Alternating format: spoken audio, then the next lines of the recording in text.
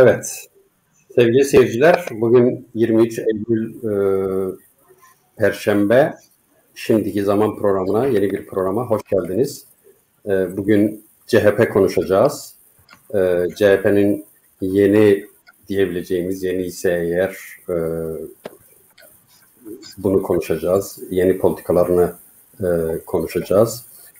Ciddi kamuoyunda ciddi tartışmalara yol açtı. Bu Kürtler açısından neyi ifade ediyor? Genel olarak Türkiye siyaseti açısından neyi ifade ediyor? Neye denk düşüyor? Bunları konuşacağız. Bugün Yaşar'la birlikte, Kek Yaşar'la birlikte iki değerli konuğumuz var. Ama bugün temel olarak moderatörlüğü ben sürdüreceğim. Yaşar'da, Kek Yaşar'da konuşmacılardan birisi pozisyonunda olacak. Hoş geldiniz arkadaşlar. Hoş bulduk. Teşekkürler. Evet, birinci konuğum Tekin Bingöl, CHP Parti Meclis Üyesi. Aynı zamanda Ankara Milletvekili. Diğer konuğum Roj Giresun. O da Ravest araştırmadan, biliyorsunuz Ravest ayda bir kamuoyu yoklamaları, kamuoyu çalışmaları yapıyor. Özellikle gençlerle ilgili çalışıyor. Dolayısıyla bu programda bence önemli olacak. Onun görüşleri, düşünceleri, kamuoyu araştırmalarının sonuçları. Bir de Yaşar arkadaşımız var. Yaşar Abdülselamoğlu. Sofya Üniversitesi'nde sosyolog olarak çalışıyor, akademisyen. Üçünüze tekrar hoş geldiniz diyorum. Sağ olun. Evet.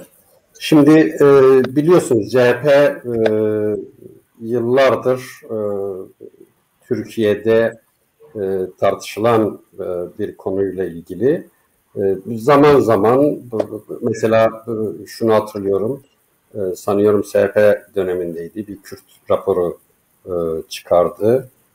Fakat uzun yıllar onun üzerinde, arkasında ne kadar durdu, CHP'ye devamında bu nasıl işledi, kamuoyunda zaman zaman tartışılan bir şey bu.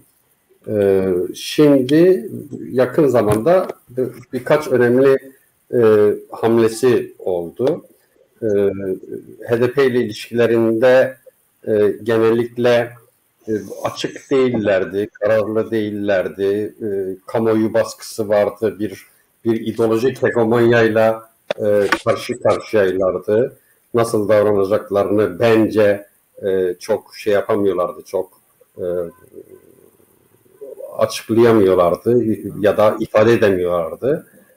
Ama daha geçenlerde önce Güney'e gittiklerini, Güney Kürdistan'a gittiklerini kamuoyu basından izledik.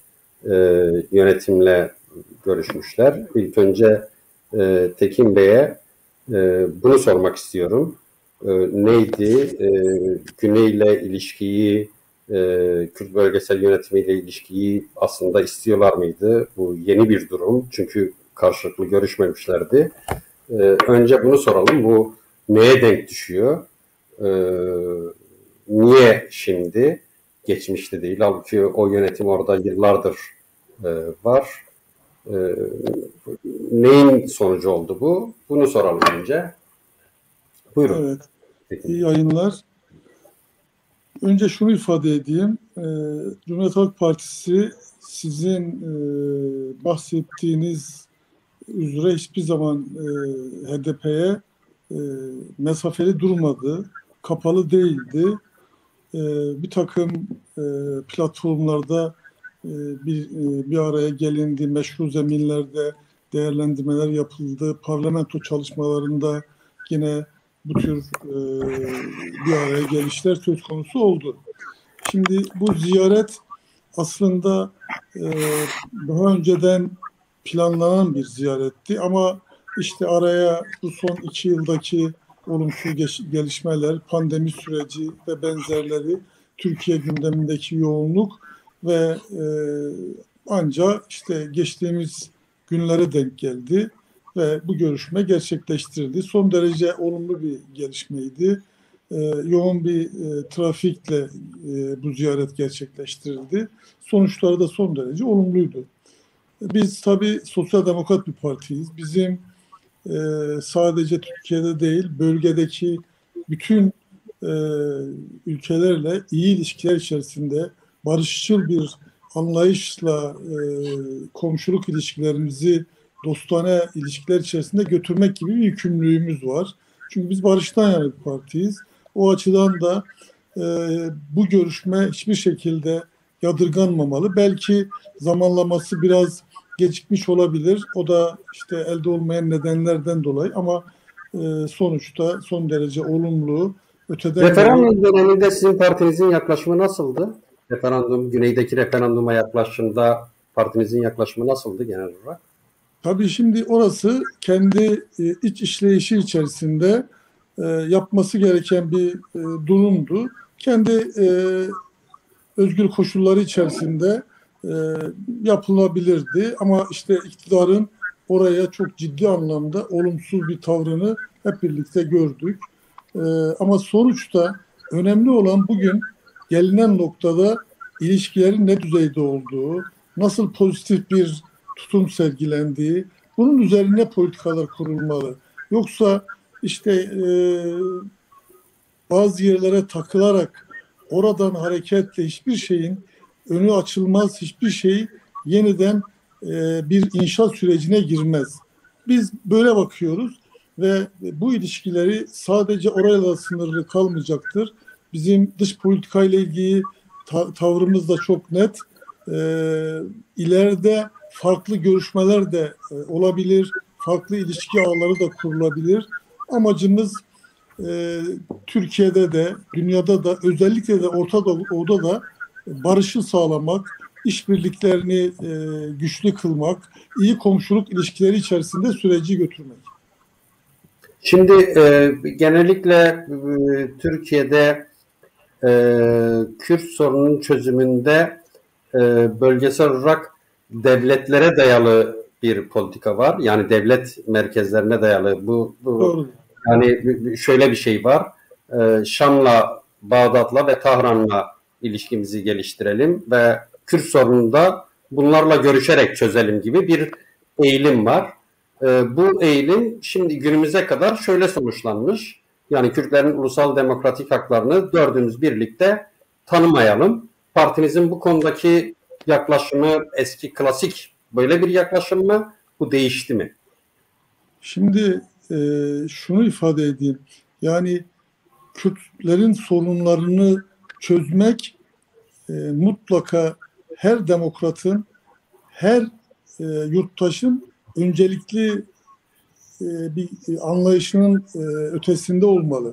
O açıdan yani Kürt politikasını sadece bir devlet politikası olarak değerlendirerek böyle bir bakış açısıyla bakarsak yanılgıya düşeriz. Çünkü bunun tarafları var.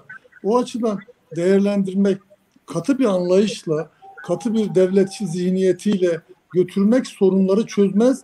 Aksine çözümsüzlüğü beraberinde getirir. Bakış açısı bu. Ama tabii devlet politikaları, devletin geçmişten gelen politikaların da yadsımamak, göz ardı etmemek üzere yeni politikalar geliştirilebilir. Her bir değişim sürecinde yeni anlayışlar ortaya çıkıyor. Yani zaman durağan değil, hayat devam ediyorsa bu değişim içerisinde herkes kendine düşen kısmı da alıyor. Ona göre de tavır belirliyor. Evet.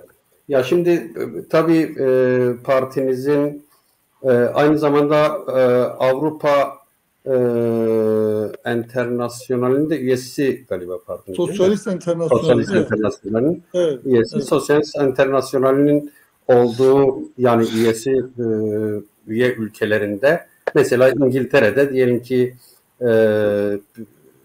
İşçi Partisi, İngiliz İşçi Partisi sanıyorum 92'deydi. Şöyle bir karar aldı. Yani İskoçya'da parlamento olsun, Kuzey İrlanda'da Assembly olsun, pardon, Galler bölgesinde parlamento olsun.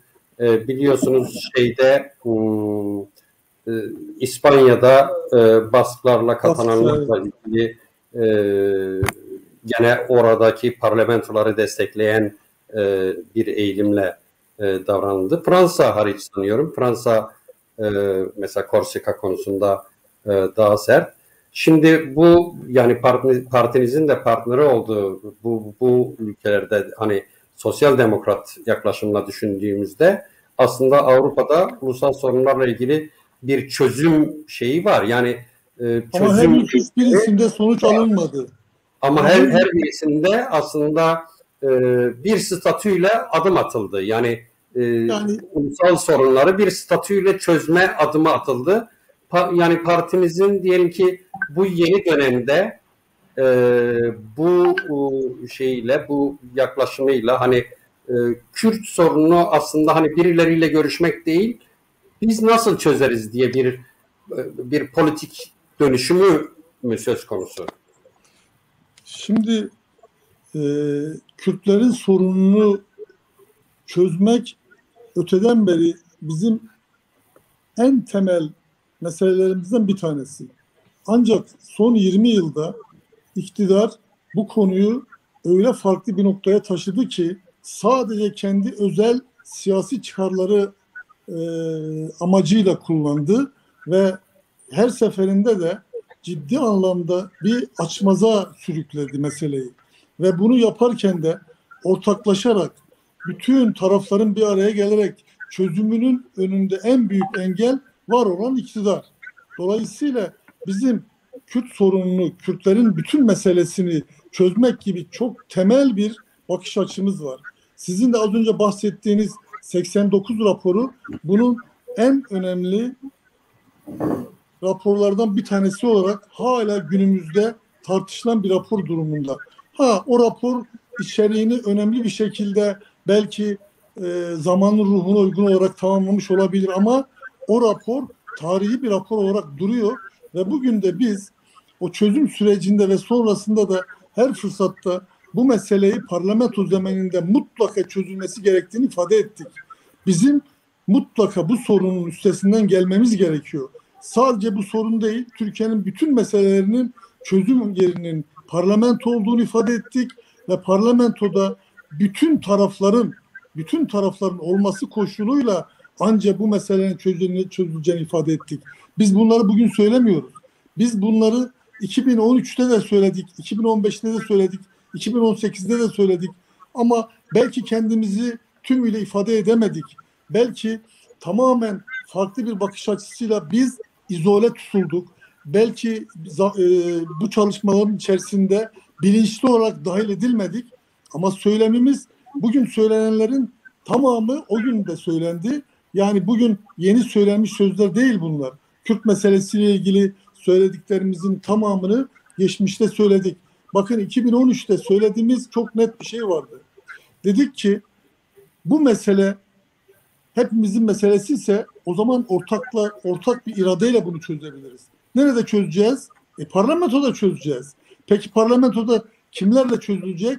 Parlamentoda bütün siyasi partiler hatta parlamentoda grubu olmayan siyasi partiler de buraya dahil edilerek ortak bir akıl üreterek, ortak bir tavır koyarak çözülebilir. Ama maalesef o günün koşullarında bizim bu tavrımız, bu talebimiz, bu önerimiz yok sayıldı. Burada da bir siyasi bakış açısı vardı. Bir siyasi çıkar, özel siyasi çıkar vardı. Ona kurban edildi. Yoksa bu mesele o günde çok sıcak bir gündemdeydi, konuşuluyordu ve çözüm üretilebilecek noktadaydı. Ama maalesef o çözüm süreci bu işin adeta önünü tıkadı. Peki, teşekkür ederim. Sevgili seyirciler, Tekin Bey yani bugün bizi kırmadı, programımıza katıldı. Kendisi aynı zamanda ilaç kullanıyor. Bir operasyon geçirmiş. Çok sağ olsun. Onun için hani biraz kısa geçeceğiz bugün programı. Biraz kısa tutmaya çalışacağız. Bizden ricası o. Onun için şunu söyleyelim. Şimdi bir tur atacağız. Sizler de sorularınız varsa programın sonunda mümkün olduğunca yanıtlamaya çalışacağız. Roj arkadaşa geleyim. Roj arkadaş, şimdi Ravest çeşitli araştırmalar yapıyor. Gençlerin eğilimleri üzerine. Var mı son zamanda böyle mesela CHP'nin bu açılımı ile ilgili, bu açıklamaları ile ilgili var mı çalışmanız? Şöyle bir düzeltme geçeyim. Biz böyle gençler özelinde çalışan bir araştırma şirketi değiliz. Bölge özelinde, yani daha çok bölge yoğunluklu çalışan bir araştırma şirketi. Bölge eğilim evet, tabii gençlerle ilgili araştırmalarımız da oluyor. Cumhuriyet Halk Partisi'nin bu çok aktüel meseleler, bugün konuştuğumuz meseleler. Hem bu muhataplık tartışmaları hem Irak Kürdistan bölgesel yönetimine olan ziyaret çok yeni. Aynı zamanda hemen sahadan sonuçların direkt aktarılmasının çok sağlıklı olmayabileceği dönemler. Ancak CHP'nin 2018'den bu yana, 2010'dan bu yana, Kemal Kılıçdaroğlu'nun genel başkanlığından bu yana bir değişim ve dönüşüm süreci var. Farklı toplumsal kesimlere bir açılma süreci var. Hem kendi dışında kalan merkez sağ, seküler merkez sağ önce, sonrasında muhafazakar kanadının küskünlerine, AK Parti dışında kalan muhafazakar kanatlara, devamında Kürt meselesiyle hemhal olan başka siyasal aktörlerle bir teması oldu. O günden bugüne CHP yavaş yavaş bir dönüşüm yaşadı. Belki bir sosyal demokrat parti olma hüviyeti kazanmaya çalıştı. Kazanıyor. Uzun bir yol tabii ki bu. Ama işte bunun meyvelerini belki yeni almaya başlıyor. 2018 Cumhurbaşkanlığı milletvekili seçimlerinde CHP bölgede yani bölge diye nitelendirdiğimiz işte Diyarbakır, Mersin, Diyarbakır, Mardin, Urfa, Van gibi bölgenin 4 büyük şehrinde toplam oyu %2,5 civarındayken bugün %9'lar civarında, yani 3 kat oyunu arttırmış görünüyor. Bu CHP'nin 1990'lardan bu yana bölgede almış olduğu en yüksek oy oranı aynı zamanda. 2002'de çıkardığı milletvekillerinin olduğu dönemde dahi, bölgede milletvekili çıkardığı dönemde dahi bu oy oranını yakalayamamıştı. Şimdi bu bir yükseliş trendi. Hem 2019 yerel seçimleri öncesi biraz Kürt siyaseti, Kürt seçmen, CHP bir sınavdan geçti. Bir test sunuldu önlerine. İşte burada hem Kürt seçmenin bir teveccühü vardı, hem CHP'nin Kürt meselesi konusunda, Kürt seçmenler konusunda hassas davrandığı bir seçim süreci ve politikalar vardı. Hem de HDP'nin açık bir desteği vardı aslında bu dönemde. İşte tabii burada sadece HDP'li Kürt seçmenin ya da HDP'nin desteğinin işte Adana, Mersin, Antalya, Ankara, İstanbul'da CHP'ye seçim kazandırdığından bahsetmek doğru olmaz. Yani HDP dışında kalan Kürt seçmenlerden de CHP'ye bir yönelme oldu. Şimdi bizim yine 2020 yılında sonuçlarını ortaya koyduğumuz Kürt gençlerle ilgili araştırmada kuşak farklılığında yeni jenerasyonun CHP'ye teveccühünün daha yüksek olduğu, bir önceki kuşağa nazaran başka bir hafızasının olduğu, CHP imajının bir önceki kuşağa göre daha olumsuz olmadığı, daha olumlu olduğu yönündeydi. Şimdi bunlar olumlu emareler. Öte taraftan bunun konjonktürel mi olduğu, dönemsel mi olduğu veyahut işte kalıcılaşacağı mı dair soru işareti yerinde duruyor. Şimdi bu soru işaretlerinin cevabını CHP nasıl verecek? Seçmen nasıl bir karşılık verecek? Genel anlamda Kürtler nasıl bir karşılık verecek? Çünkü Kürt meselesi gibi netameli bir meseleyi, önemli bir meseleyi konuştuğumuz zaman sadece seçmen üzerinde konuşmak çok doğru olmayabilir. Genel anlamda Kürtler nasıl bir tepkiyle karşılayacak? CHP'nin yeni söylemine ya da Tekin Bey'in ifade ettiği eski söylemini tekrar dile getirmesine nasıl bir karşılık verecek? Bunu göreceğiz ama bugünden belki söyleyebileceğimiz Cumhuriyet Halk Partisi'nin kalıcılaşabilmesinin yolu, yani bölgede ve Kürt seçmen içerisinde kalıcılaşabilmesinin yolu daha cesur bir dil kullanmasından geçiyor. daha perdesiz belki bir dil kullanmasından geçiyor. Evet, Türkiye'de ana akım bir siyasal parti, Türkiye'nin farklı toplumsal kesimlerine seslenebilmeye haiz olan bir partinin tabii ki Kürt meselesi gibi yakıcı bir meselede köşeli konuşması, yuvarlak laflar etmesi falan bir yere kadar anlaşılabilir. Lakin Kürt meselesine dair bir çözüm iradesinin ortaya konulması burada başka bir şey ifade ediyor. Yani son dönemde aslında Kemal Kılıçdaroğlu'nun sorunun çözümüne dair bir niyet beyanında bulunması, bu konunun muhataplarına dair tartışmadan bağımsız şekilde önemli bir mesele. Ve bunun seçmen nezdinde de tabii ki bir etkisi olacaktır. Bunun bir karşılığı olacaktır. Yani hem bu Irak Kürdistan bölgesel yönetimi meselesi, ziyareti meselesi, hem de son dönemde biliyorsunuz CHP bir doğu masası kurdu ve bu doğu masasının çalışmaları kapsamında bölgede önemli çalışmalar yapıyor, önemli katılımlar oluyor. Bu doğu masasının başında olan kişiler, milletvekilleri, parti meclis üyeleri, genel başkan yardımcıları illeri gezerek CHP'nin Kürt politikasına dair ifadelerde bulunuyorlar, olumlu ifadelerde bulunuyorlar. Geçmiş dönemde AK Parti'de, HDP'de, merkez sağın başka aktörlerinde, başka organizasyonlarında siyaset yapmış aktörleri, siyasetçileri bir şekilde CHP'ye kazandırmaya çalışıyorlar, kazandırıyorlar. Bugün de işte Irak Kürdistan bölgesel yönetiminde olan ziyaret şüphesiz önemliydi. Bu ziyaretin anlamı iki açıdan önemliydi belki. Bu hem CHP'nin Kürt meselesinin bir dışsal boyutunu görmesi açısından, yani Kürt meselesinin şüphesiz Türkiye'nin çok önemli oranda bir iç meselesi, ama aynı zamanda son dönemde bu işte Suriye meselesi, hem işte Irak'taki referandum meselesi vesaire, bunların Türkiye içindeki yansımaları, bu meselenin artık bir dışsal boyutunun da olduğunu Türkiye toplumunun, Türkiye siyasetinin gözleri önüne serdi.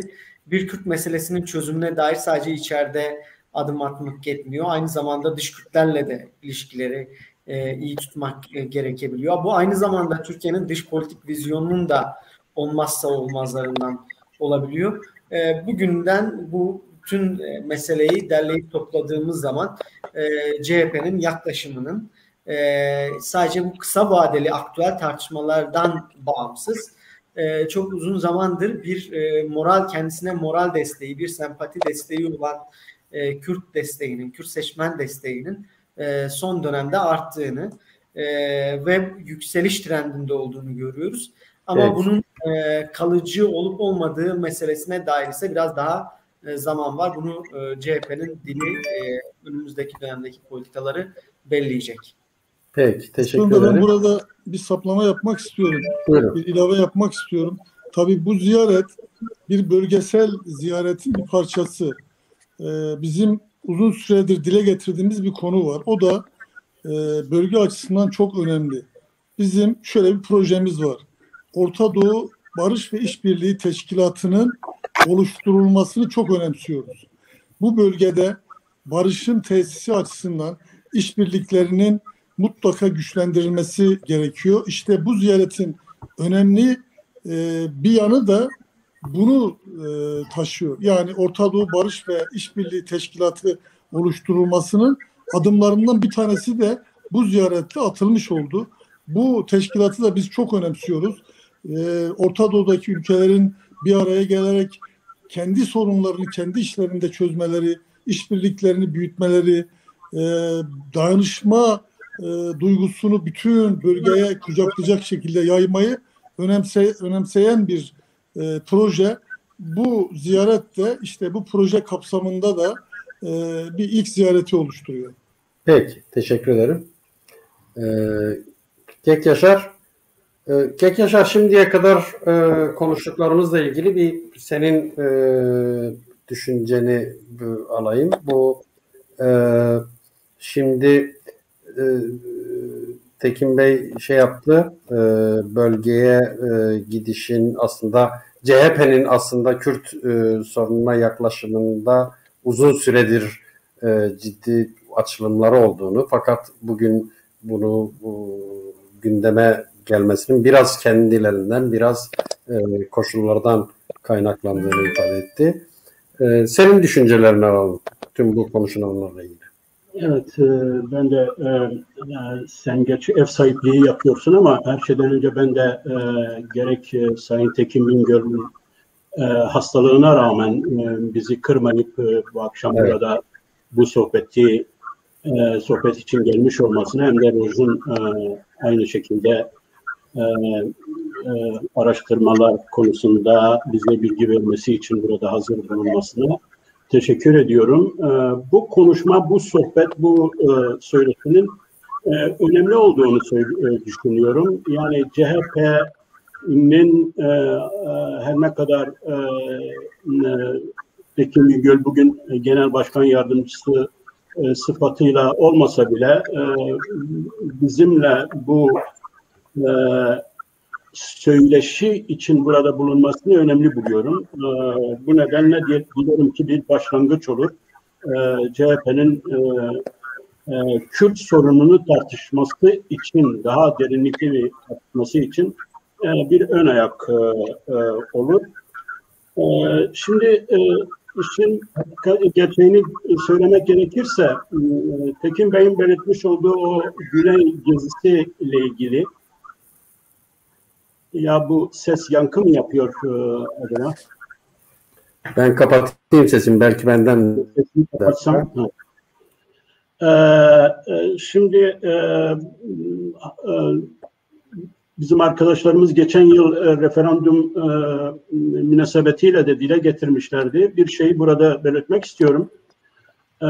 Biliyorsunuz ki bundan 4 yıl önce Güney'de referandum olunca biz uluslararası bir komite, destek komitesi oluşturmuştuk. Ben de o komitede yer alıyordum ve Kürt ve Kürdistani partilerin genel başkanları yer alıyordu. Bazı önemli şahsiyetler yer alıyordu. Bunlar içinde geçenlerde vefat eden Ferda Cemiloğlu, burada tekrar anmak istiyorum, başsağlığı diliyorum. Onlar yer alıyorlardı. Bizim bu komiteden bir delegasyon Türkiye'li parti ve merkez partilerle ve sivil toplum örgütleriyle bir sürü görüşmeler yaptılar. O görüşmelerde tahmin edersem, eğer yanılmıyorsam, bunu Sayın Mustafa Özçelik ve Mesut Tek belki daha doğru bir şekilde yapabilirler, ifade edebilirler. Sanırsam o görüşmelerden birinde Sayın Kemal Kılıçdaroğlu Güneyli siyasi temsilcilerden dert yanmıştı. Yani sitem etmişti. Adeta acaba neden bizimle ilişkiye geçmiyorlar, sadece AK Parti ile ilişkiye geçiyorlar diye. Yani biz hazırız o zaman söylemişti. Bizim arkadaşlarımız tahmin edersem bunu Güney'deki sorumlu siyasi temsilcilere iletmişlerdi. Şimdi burada CHP'nin Güney'le ilişkisinde biraz önce belirtmiş olduğunuz Sosyalist Enternasyonel münasebetiyle ilişkisinin devam etmesi, belki diğerlerinden daha fazla bir şekilde yoğun ilişki içinde olmasının başka bir sebebi de Kürdistan Yurtseverler Birliği'nin de Sosyalist Enternasyonel'in üyesi olması. Bunların iki kardeş parti, normalde iki kardeş parti gibi hareket etmeleri dileğidir. Bu anlamda da CHP'nin belki de diğerlerinden daha ön alıcı bir ilişki içinde, Güney'le ilişki içinde olması, daha önceden ilişki içinde olması gerekiyordu. Bu aynı şekilde Doğu Kürdistan'ı Kürdistan Demokrat Partisi için de geçerlidir. Onlar da Sosyalist Enternasyonel'in çok önemli bir üyesidirler. Bu münasebetle bunu belirtmek istiyorum ama dilerseniz şimdi Roj'un bırakmış olduğu yerden ben başlayayım. Roj dedi ki CHP biraz daha cesur dil, biraz daha perdesiz bir dil ve bunlar acaba kalıcı olur mu? Bu çalışmalar acaba kalıcı olur mu? Burada Arkadaşlar sosyolojide yapı ve aktör tartışması çok önemli bir tartışmadır. Yapısalcılık her zaman için kurumsal kimliğin önemli olduğunu, yani o normatif davrandığını, ama aktör eksenli aktör eksenli bir bakışın ise inşacı bir bakış olduğunu. Yani Sayın Tekin Bingöl söyledi ya, yani geçmişe takılı kalmayalım, inşacı olalım, biraz da yeni şeyleri düşünelim, hep eskiyi anmayalım falan. Yani bu yapıyla aktörün inşası, yani gündelik yaşamda aktörün inşası meselesidir. Şimdi biz bu denklemi, yapıyla aktör denklemini doğru bir şekilde, rasyonel bir şekilde kuramazsak, aktörün inşa etmiş olduğu, yani değişik aktörlerin, bugün CHP içinde kuşkusuz ki çok önemli insanlar uzun bir zamandır bir şeylerin değişmesi için uğraş gösteriyorlar ve biz de bunu takip ediyoruz, bunu biliyoruz. Bunun için de kendilerinin emeklerine, çalışmalarına saygı duyduğumuz birçok arkadaş var, birçok insan var, birçok siyasetçi var. Bunun içinde Tekin Bingöl özel bir yer. Bunun içinde Sezgin Tanrıkulu öyledir. Hatta yaparsak belki Sayın Kemal Kılıçdaroğlu'nu da böyle bir yapının temsilcisi olmasına rağmen, yapının sözcüsü, resmi sözcüsü olmasına, başı olmasına rağmen, ki CHP'de lider çok önemli, her zaman çok önemli bir role sahip olmuştur tarihsel olarak. Tüm liderlere bakınız, çok önemli değişiklik. Yani yapısal öneme rağmen, tarihsel şeyine rağmen, kimliğine rağmen liderler her zaman önemli rol oynamışlardır. Bu çok önemlidir ama yani aktörün şu andaki inşası kalıcı olabilmesi için, Roj'un belirtmiş olduğu kalıcı olabilmesi için yapının tarihsel olarak sorunsallaştırılması lazım. Yani yapıyı sorunsallaştırılamayan bir inşacı, aktörün inşacı, bugün için inşacı yanı kalıcı olamaz. Garanti yapamaz. Yeni bir yapılanmayı sağlayamaz. O nedenle ben CHP'nin tarihsel olarak Türk devletçi modernleşme projesi. Yapıdan kastın Yaşar, yapıdan kastın hani bu İngilizce'de establishment mi? Yani kurulu düzen kurulu düzen ve CHP'nin kendi, yani CHP ve onun değişmesinden bahsediyoruz. Tabii CHP siyasal kimlik olarak, kurumsal kimlik olarak Türk modernleştirmeci kolonyal düzenin siyasal aktörüdür. Siyasal en önemli aktörüdür. Yani 100 yıllık aktörüdür. Hatta CHP'nin ideolojik kökenlerini Tanzimat döneminin modernleşmeci projesine bile götürebiliriz. Yani onunla böyle bir soykütüksel, fikirsel bir bağlantısı vardır. Ve bu çok önemli bir şeydir. Yani bunu dile getirmek, bunu konuşmak lazım. Hatta Kürt meselesine bakış açısı nedir? Onu bir yere oturtabilmek için bugün CHP'nin muasır medeniyet denilen meselede nereye gittiğini, nasıl düşündüğünü, nasıl baktığını yeniden yorumlamamız lazım, yeniden konuşmamız lazım. Yani CHP muasır medeniyet meselesinde kendi görüşünü yeniden bir söylem haline getirmezse Kürt meselesini bir yere oturtamaz orada. Çünkü Kürt meselesi bir sömürge, bir ulus, bir ulusal kurtuluş meselesidir ve burada homojen türdeş ulus, Türk ulusu meselesinden farklı bir modernite anlayışını gerektiriyor.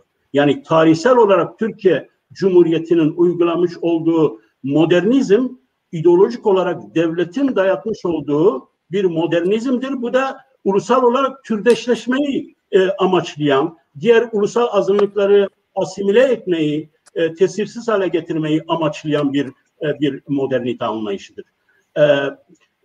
CHP bu modernite anlayışıyla tarihsel olarak Tanzimat döneminden başlayan bu modernite anlayışıyla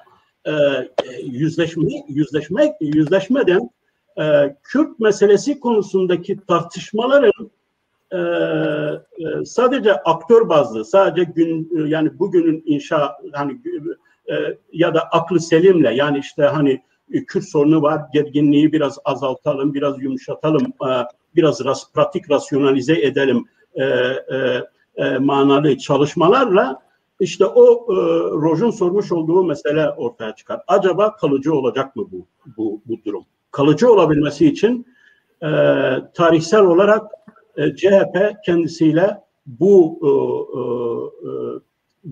modernist kolonyal iktidar inşasıyla birebir yüzleşmesi, bunu sorunsallaştırması lazım.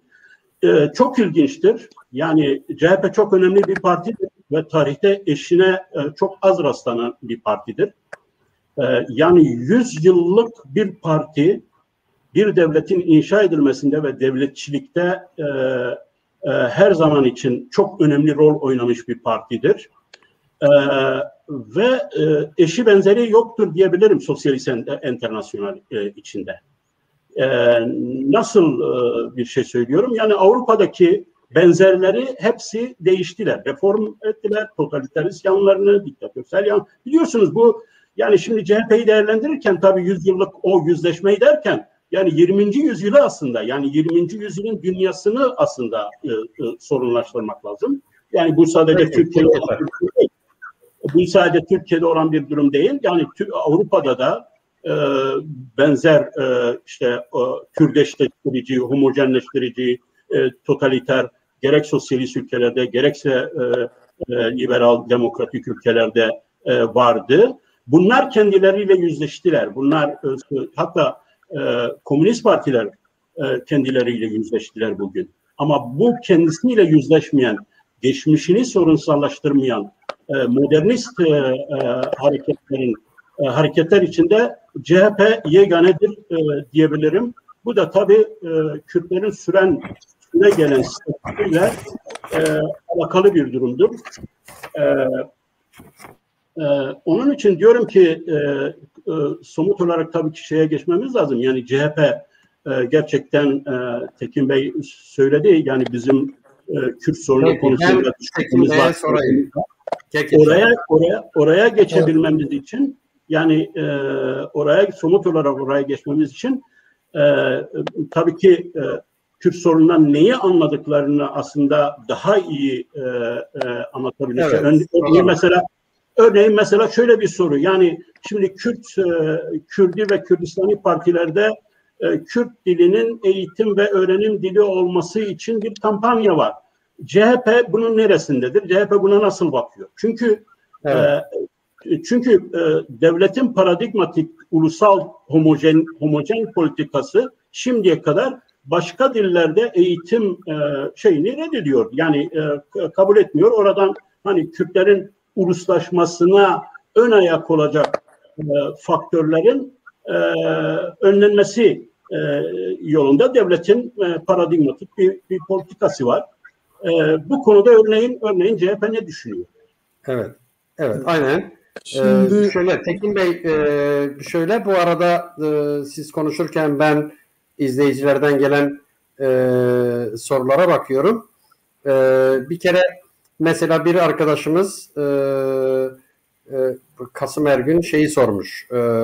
Yani Türkiye Büyük Millet Meclisi'nde halen daha Kürt dili için bilinmeyen dil olarak geçiyor. Bu konuda ne yapıyorsunuz? Nasıl yaklaşımınız var? Başka bir arkadaş da ben size demin söylemiştim, hani bu İngiltere'de 92 demiştim. 97'deymiş o. 97'de mesela İngiliz İşçi Partisi şöyle bir kampanyayla referandum yaptı. Bölgesel şeylere, yani Galler'de, Kuzey İrlanda'da, İskoçya'da yerellerin güçlenmesi için kampanya yaparak referanduma gitti ve o referandumlarda işte sonuç olarak İskoçya'da parlamento çıktı, Kuzey İrlanda'da assembly çıktı, Galler'de parlamento kararı çıktı. Şimdi biliyorsunuz İskoçya'da bağımsızlık için yeniden bağımsızlık referandumu için yeniden tartışmalar var. Yani ama sorun neye yol açtı? Sorun bu tür sorunların daha demokratik zeminde, daha meşru zeminde ve meşru bir siyaset aracıyla sürdürülmesine yol açtı. Yani sizden izleyicilerimiz biraz daha böyle somut şeyler bekliyorlar. Mesela Kürtçenin eğitim dili olmasına ne diyorsunuz? Mesela önce yerel yönetimler şartı mecliste bekliyor. Avrupa yerel yönetimler şartı ne diyorsunuz? Soruları evet. Sona doğru dile getirecektiniz ama tam böyle yayının ortasında dile getirdiniz. Ve ben yani hani sizin de rahatsızlığınız olduğu için istiyorum ki bir an önce böyle toparlayalım. Şöyle bir şey. Önce şunu söyleyeyim. Yaşar Bey Kürt meselesiyle ilgili CHP ne düşünüyor dediğinde çok net bir şekilde şunu ifade etmekte yarar var.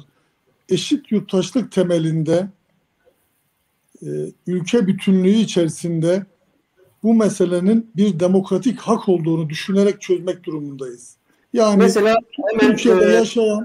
Türkiye'de yaşayan 83 milyon vatandaşın bütün temel hakları neyse aynı ölçüde bütün etnik gruplara bu hakların verilmesi gerekir.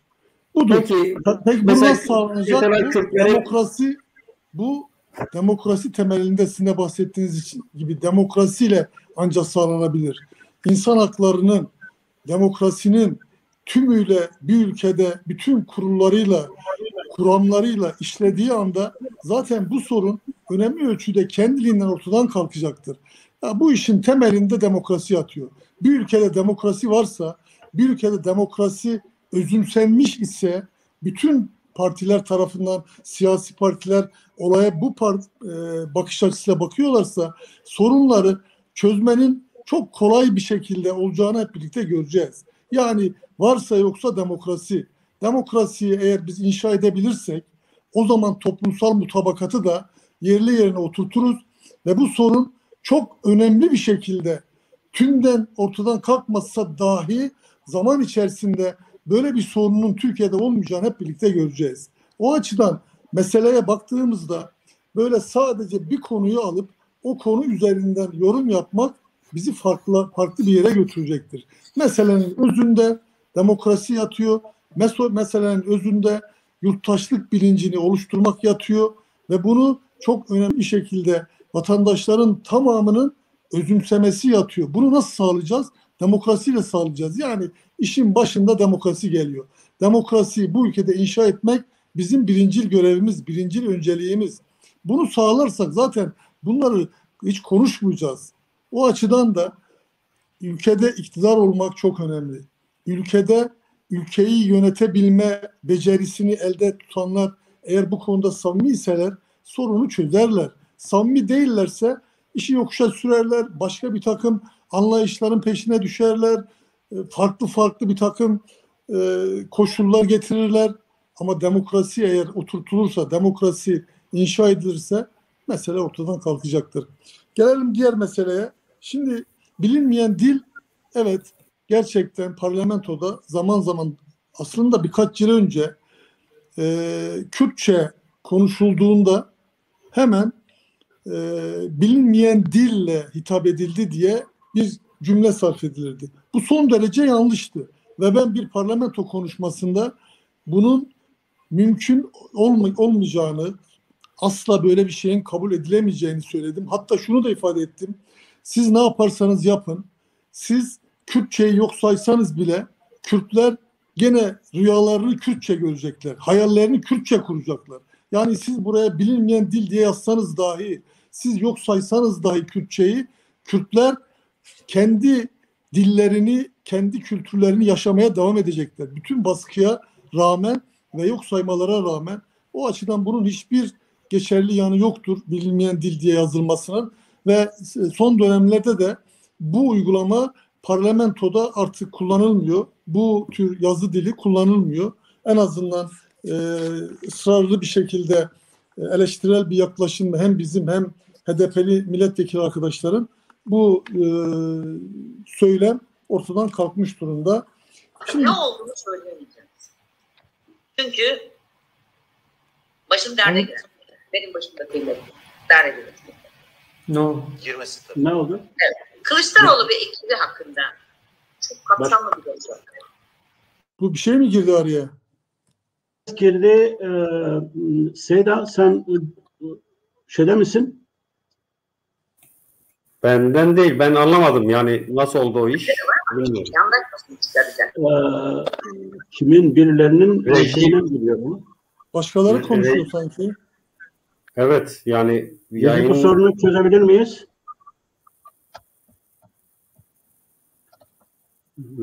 Roj, sende açık bir şey mi var? Senden mi geliyor? Sende yok.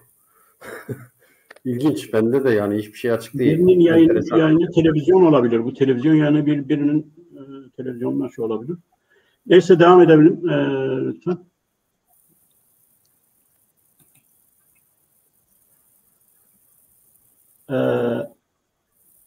Sesiniz gelmiyor. Sesin geliyor. Yok, Sesiniz şimdi geliyor. Şimdi geliyor mu? Peki. Tamam.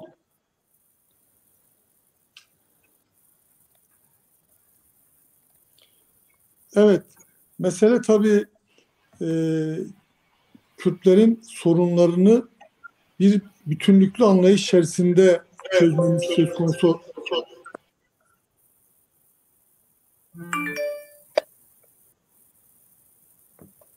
Duyabiliyor musunuz?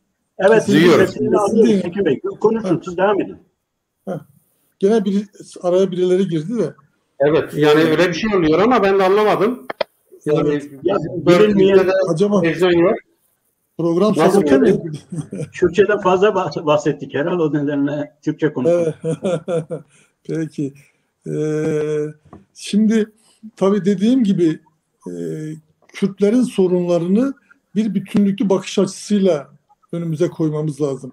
Yani sadece bir sorunu alıp bu sorun nasıl çözülecek, bu sorun nasıl ortadan kalkacak diye bakarsak bu çok olaya tümüyle bakmamızı ortadan kaldırır.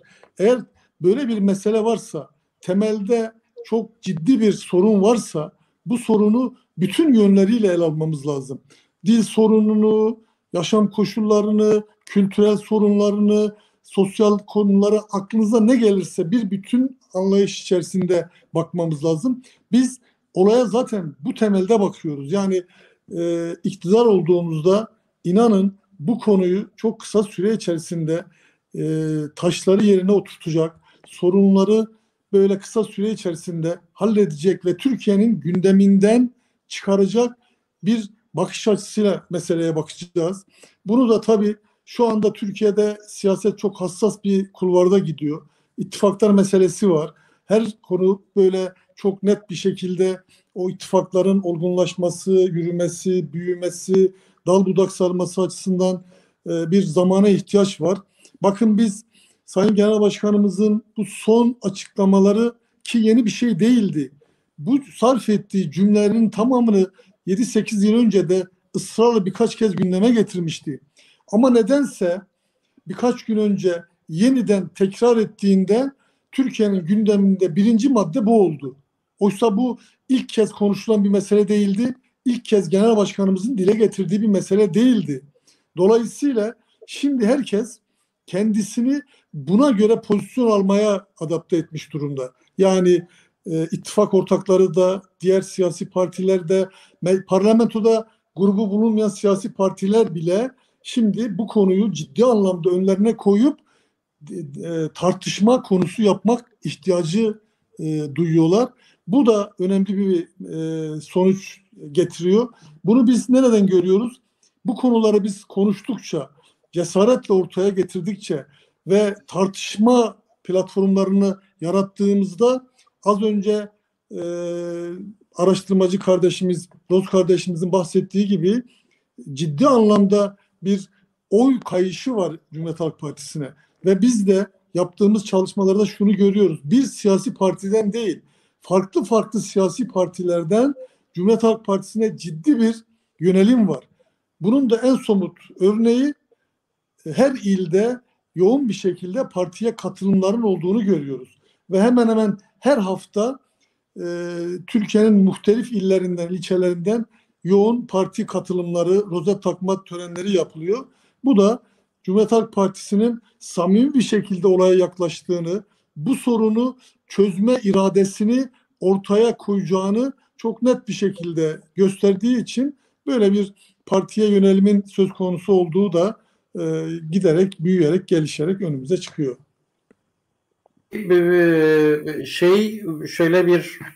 Şöyle bir çalışmanız var mı? Yani yeni bir rapor çalışmanız var mı?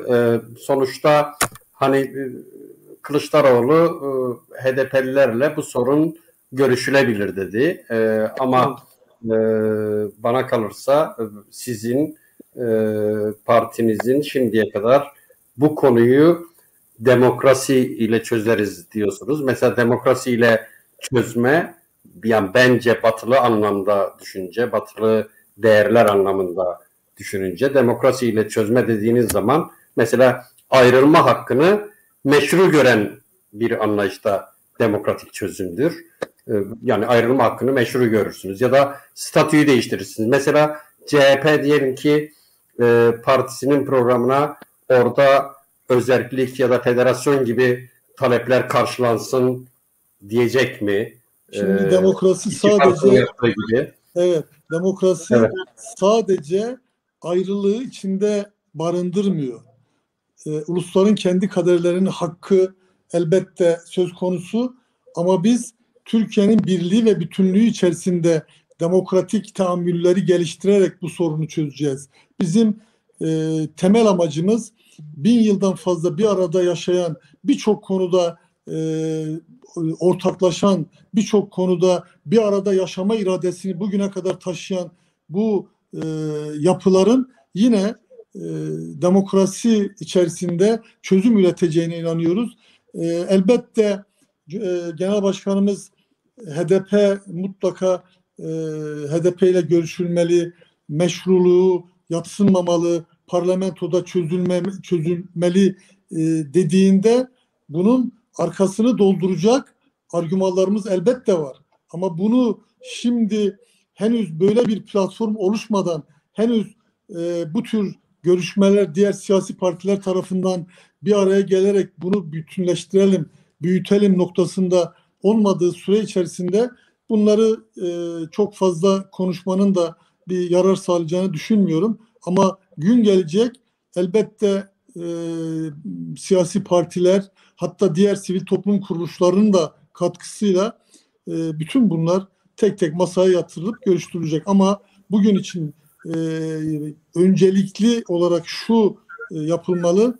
Bu sorun Türkiye'nin diğer bütün can yakıcı sorunları gibi Türkiye'nin bütün problemlerinin çözüm yerinin Türkiye Büyük Millet Meclisi olduğu algısını herkes tarafından kabul edip ikincisi de siyasi partilerin tamamının meşruiyetinin asla tartışılmaması gerektiğinin kabul edilmesi noktasında olunmalı ki bu sorun konuşulsun, tartışılsın.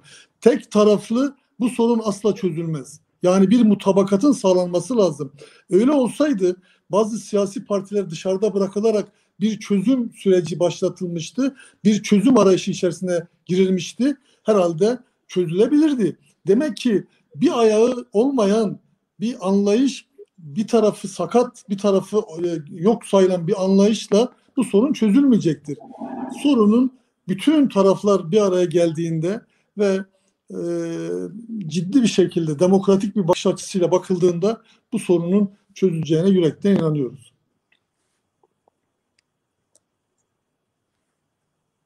Seda sesin yok.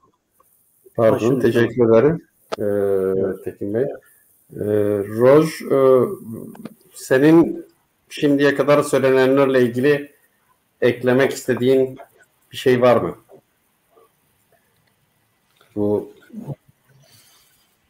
Yani şimdi bu muhataplık tartışmaların meselesi ya da işte bu meselelerin maksimal şekilde çözülmesinden ziyade bu meseleye dair çözüm niyetini ortaya koyan her beyanı, her ifadeyi bence bir defa kıymetli görüp bunun üzerinden ortaklaşıp Kürt meselesi üzerinden bir ortaklaşma sağlamak daha önemli. Yani Kürt meselesi gibi netameli, derinlikli, tarihsel bir meseleyi böyle çok işte üzerinden bitirmek, yani bir ortak zemin aramak yerine daha maksimal meselelere yoğunlaşıp tartışmak hem bu meselenin çözümüne zarar verebilir, hem bu mesele konusunda adım atmak isteyen insanların cesaretini kırabilir. Bu manada bence Cumhuriyet Halk Partisi'nin bugün geldiği nokta kıymetli bir nokta. Söylem sınırı nerede tıkanacak, ne olacak bilmiyoruz ama bu önemli. İşte 2013'lerde, 11'lerde Cumhuriyet Halk Partisi bu değişim sürecindeyken dahi işte çözüm sürecini eleştiren, habur ya da işte megri meselelerini gibi ifadelerle, tırnak içerisinde kullanıyorum ikisinde. Bunun üzerinden bu ifadelerle çözüm sürecine kriminalize eden de cümleleri vardı. Bugün bir muhataplık arayışı, bir çözüm beyanı bu açıdan önemli. Umarım yani bu diğer siyasal partilere de tevessül eder. Peki, teşekkür ederim. Kek Yaşar, şimdi yani anladığım kadarıyla şöyle bir yaklaşım var. Yani demokrasiyle Kürt sorununu çözebiliriz. Bir, Tekin Bey'in yaklaşımında. İki, somut diyebileceğimiz, mesela işte bu yerel yönetimler şartı, özerklik, federasyon, Kürtçenin eğitim dili olması, mesela diyelim ki şimdi çeşitli partiler var, yasaklılar, Anayasa Mahkemesi'nde dava açılmış haklarında, bunlarla ilgili nasıl bir yaklaşım olacak? Yani demokrasi tüm bunları çözecek diyor. Siz bu konuda ne düşünüyorsunuz? Ya demokrasi Türkiye'de en azından 100 yıllık bir çiledir. Ben tekrar modernleşmeci devlet ideolojisine bağlamak istiyorum. Devletçilikle toplumculuk, toplum eksenli projeler geliştirmek, inşacı olmak iki farklı siyaset türüdür. İki farklı türdür. İki farklı ideolojiye de çıkar. Yani devletçiliğin, devlet eksenli ideolojilerin, iyi niyetlerin, projelerin gelip olacağı yer otoriter sistemlerdir. Demokrasi oradan çıkmıyor. Şimdi CHP, Cumhuriyet Halk Partisi, Kürtler içinde çok güçlü bir partiydi.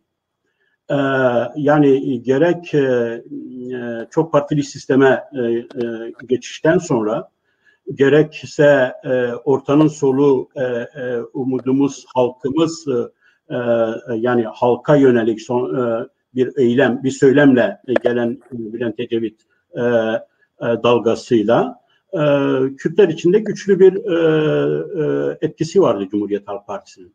Ama 1970'li ve 1980'li yıllarda Kürt kimlik meselesinin, Kürt ulus meselesinin, Kürt sömürge toplum meselesinin ortaya bilinçli bir şekilde çıkmasıyla ve Kürt hareketinin yükselişe geçmesiyle 1990'lı yıllarda CHP Kürtler içindeki toplumsal tabanını tamamen yitirdi. Bu nereden kaynaklı bir durumdur? Devletçi CHP'nin toplumdan gelen dalgalara, toplumdan gelen sosyal, kimliksel, kültürel, hatta dinsel dalgalara cevap verememesinden dolayıdır. Yani CHP'nin tarihsel olarak bir sorunu var. Tarihsel sorun bu devletçilikten kaynaklanan yapısıyla sürekli olarak gerek çok partili döneme geçişte olsun, gerekçe şimdiki dönemde olsun toplum eksenli bazı liberal ya da muhafazakar çıkışlar oluşuyor. Bu CHP'nin devletçi politikasının negatif sonuçlarıyla, toplum içindeki negatif sonuçlarıyla uğraşmayla ilgili bir sosyoloji. Şimdi bu şeye biraz ben şeyden başlayalım. Yani Sayın Kemal Kılıçdaroğlu'nun açıklamasından başlayalım. Sayın Tekin Bingöl dedi ki yani bu bizim açımızdan yeni bir şey değil. Bunu yıllardır söylüyoruz. Gerçekten de çözüm süreci, hani sözüm ona çözüm süreci döneminde de CHP üstüne basarak sürekli olarak bu işin yeri, mekanı, meclisi parlamentodur. Bu iş çözülürse parlamentoda çözülür diyorlardı. Yeni bir durum var mı? Bence var. Yani yeni bir durum, bir kere parlamento eski parlamento değildir. Bugün Türkiye'de parlamenter sistem yoktur. Cumhurbaşkanlığı hükümeti tekçi sistem vardır. Parlamento bürokratik işlemleri yerine getiren çok son şeyde karar veremeyen bir durumdadır. Gerçi muhalefetin ve CHP'nin yani genişletilmiş parlamenter sistem diye bir çalışması, bir düşüncesi var ama yine de bu kanımca Cumhurbaşkanlığı sistemini ortadan kaldıracak bir formül değil gibi görünüyor. Buradaki ikinci bir yenilik şudur: parlamentoda HDP'yi bir aktör olarak görmek. Yani sadece bu işin yeri parlamentodur demekle kalmadı. Biz bunu HDP ile çözebiliriz dedi. Burada iki durum var. Birincisi yani HDP'yi aktör olarak bu işin, yani Kürt meselesinde bir temsilci olarak meşru görme meselesi var. İkinci bir meselesi ise, bunun ikinci bir şeyi yanı, parlamento dışındaki, özellikle de Kandil ve İmralı'yı kastederek, PKK'yı kastederek parlamento dışındaki güçlerin bu işte rolünün olamayacağı, yani böyle bir politikaya kendilerinin olmayacağı. Biliyorsunuz ki bu hükümet tarafından, özellikle AKP tarafından, Cumhur İttifakı tarafından özellikle CHP karşı uygulanan büyük bir baskı var, büyük bir şey var. Yani HDP ile olan ilişki, terörle ya da PKK ile olan ilişki gibi bir baskı var ve gerçekten AKP iktidarının bu konuda hiç şeyi de yok, yani hiçbir pardonu da yok. Yani CHP'yi neredeyse geçtiğimiz zamanlarda terörle işbirliği içinde görebilecek bir şeye gelir. Ben Kemal Kılıçdaroğlu'nun özellikle HDP vurgusunda bu ikinci yanın, yani bak biz HDP'yi şey yapacağız ama, yani HDP'yle yapacağız ama bizim PKK terörist bir örgüttür, PKK ile bir ilişkimiz yok anlamında bir durumdur. Ama yani Sayın Kemal Kılıçdaroğlu'nun bu açıklamasına önem arz etmekle birlikte, bu açıklaması parlamento dışındaki Kürt siyasal hareketleri, Kürt çevrelerini, Kürt temsillerini, Kürt ve Kürdistani partileri, Kürt ve yani Kürt konusunda otantik, ciddi, sahih istemleri olan, dertleri olan siyasal temsilleri dışta bırakıcı bir şey ise bu tavır Kürt sorunun çözümü için çok pozitif gelişmeler sağlamayabilir. Çünkü bugünkü parlamentoyu Kürt sorunun çözümü için hedef olarak gösterme, merci olarak gösterme, makam olarak göstermenin çok demokratik bir tavır olmadığı düşüncesindeyim. Çünkü Kürt sorunu, geçen programımızda seninle de konuştuğumuz gibi, karmaşık bir sorundur. Sömürgecilik ilişkisi sorunudur. Bir statü sorunudur. Sayın Tekin Bingöl dedi ki 1000 yıldır birlikteyiz. Birlikteyiz ama nasıl birlikteyiz? Birimiz üstteyiz, diğerimiz alttayız. Yani bir sömürgeci ilişkisi var. Bu 150 yıldır bu inşa edilmektedir, bu kolonyal sistem. Yani bu sistemi sorun etmeden, yok efendim sadece aktör bazlı işte ne denilirse iyidir demek, elbette ki ben politik realizmden yanayım. Yani elbette ki çok önemlidir. Ama bu perspektifi gözünden kaçırırsak, aktörün yapıyla olan ilişkisini göz önünden kaçırırsak, bunun bir faydası olmayabilir.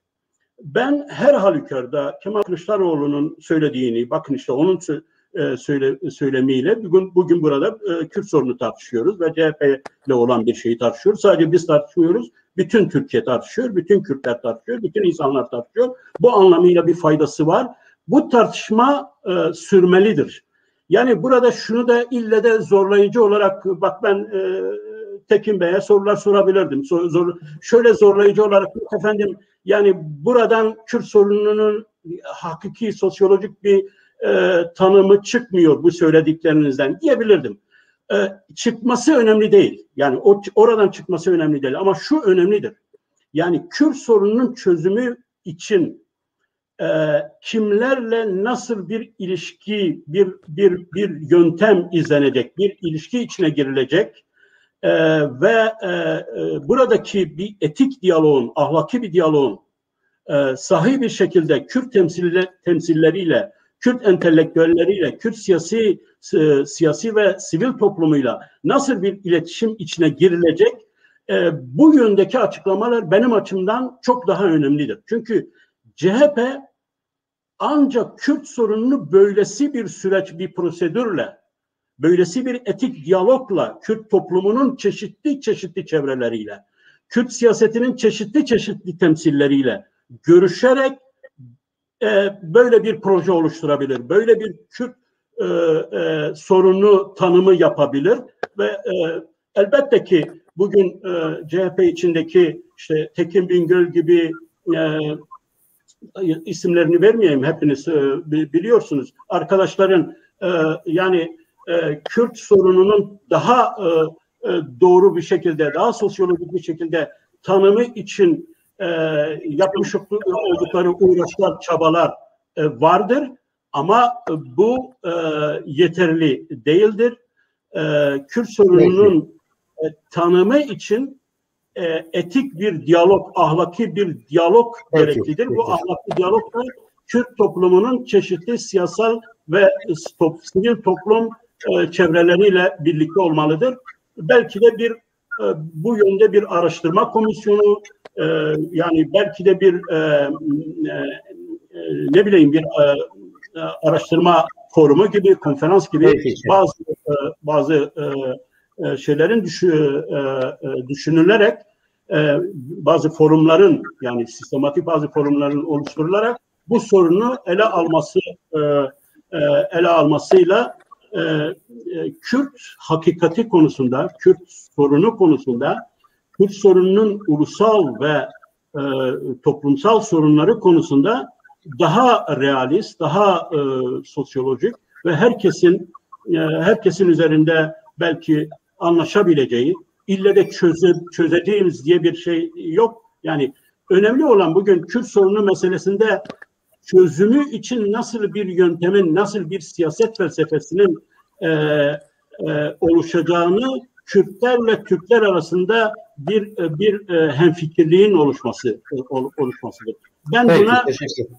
Ben buna Kürt meselesinin çözümünden çok daha önem veriyorum. Çünkü Kürt meselesi dediğim gibi basit bir mesele değil. Haydi bu işi çıkaralım, gündemden çıkaralım, yani bir şeyler yapalım, gündemden çıkaralım meselesi değildir. Peki, teşekkür ederim. Evet. Yaşar. Çok kısa birkaç cümle müsaade ederseniz. Peki, buyurun. Şimdi önce şunu belirteyim. Cumhuriyet Halk Partisi ulusal kurtuluş mücadelesinden sonra devleti kuran partidir. Dolayısıyla devleti kuran bir partinin bu devlete karşı belli sorumlulukları var. Bunları göz ardı etmemek lazım. İkincisi, bizim muhatabımız bir siyasi partiyiz. Dolayısıyla bizim muhatabımız siyasi partiler.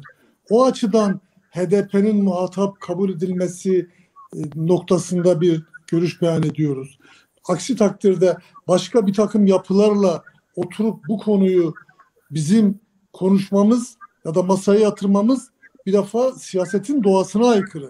Adres belli. Parlamento. Parlamentoda çözülecek. Bunu her fırsatta dile getiriyoruz. Ve birçok kurum ve kuruluş da bunun doğruluğunu teyit ediyor. Peki o mecliste eğer bu konu tartışılacaksa, bu konuyla ilgili bir mutabakat arayışına girilecekse, o zaman siyasi muhataplar tamamen o parlamentodaki muhataplardır, siyasi partilerdir. Ve bunların hepsi meşru kabul edilmek zorundadır. Bütün siyasi partiler tarafından. Onun dışında bir arayışın içerisine girilmesi siyasetin doğasına aykırıdır. Bizim başından beri söylediğimiz bu. Çözüm sürecinden bahsediliyor. Biz çözüm sürecinde hiçbir zaman engelleyici bir davranış içerisine girmedik. O gün için bir toplumsal mutabakat komisyonunun kurulması gerektiğini ifade ettik. Bunu önerdik parlamentoya. İkincisi bir akil insanlar topluluğu oluşturulsun dedik ve bunu bütün siyasi partilerle bir araya gelerek tespit edilsin dedik. Ama çözüm sürecini yürütenler bu anlayışın dışında bir formalite akil adamlar kurulu oluşturdu. Sonucunu hep birlikte gördük. Ve çözümün de nasıl bir çözümsüzlüğe ulaştığı da bugün herkesçe malum. O açıdan bunu hiçbir şekilde farklılaştırmadan, daha farklı yerlere taşımadan kesinlikle siyasi bir zemin içinde parlamentoda ve siyasi muhatapların siyasi partiler olduğunu görerek çözmek durumundayız ya da masaya yatırmak durumundayız. Yaşar Bey'in dediği gibi hemen bugünden yarına çözülebilecek bir sorun değil bu sorun. Bu sorun çok ciddi bir şekilde derinlikte olarak incelenmesi ve çözümler üretilmesi önemli olan bir sorun. Ama bu sorunun tartışılır olması, bu sorunun gündemde olması, bu sorunun giderek olgunlaşarak çözüme doğru adım atılması da çok önemli. İşte yapılacak olanlar bunlar ve bunlar bir şekilde yapılıyor, konuşuluyor. Gündem, en azından gündem oluşturuluyor. Şimdi elbette siyasi partilerin dışında bazı bir takım kurumlar da var. Sivil toplum kuruluşları var, başka siyasi partiler var. Bunların da görüşleri alınabilir. Bu çok doğal. Ama çözüm üretecek mekanizmayı oluşturacak yapı parlamento. Hiç kimse dışarıdaki siyasi partilerin hangi görüşe mensup olurlarsa olsunlar, ister sol yelpazede, ister sağ yelpazede ya da diğer STK'ların her birisinin çok kıymetli görüşleri var. Ufuk açıcı düşünceler sergileyebilirler. Bunlardan da faydalanılabilir. Ama bu işin meşruluğunu göz ardı etmemek lazım. Eğer yok sayılırsa o zaman bu konu iyice çözümsüzlüğe gider ve maalesef hiçbir şekilde sonuç almadan sadece konuşur dururuz, tartışır dururuz. Seyda izin verirsen bir şeye yapmak istiyorum. Teşekkür ederim. Bence her bir konuşmacı son 2-3 cümle kursun. Sorulara geçelim. Epey soru var. Seyda, ondan önce ben Tekin Bey'in söylediği bu parlamentonun şeyiyle ilgili bir şey söylemek istiyorum. Yani peki. Şimdi şöyle bir parlamentodan bahsediyoruz. Yani bu bir demokratik sistemin hakim olduğu bir parlamentodan bahsetmiyoruz. Yani %10 barajını getiren bir parlamentodan bahsediyoruz. Yani bugün %10 barajını aşamayıp o parlamentoya giremeyen onlarca siyasal temsil vardır, parti vardır.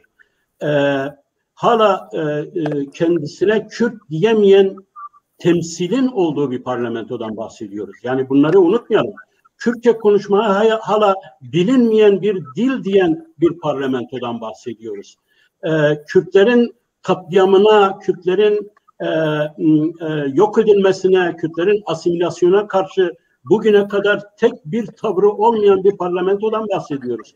Bu parlamento Kürt sorununu, hangi Kürt sorununu çözebilir?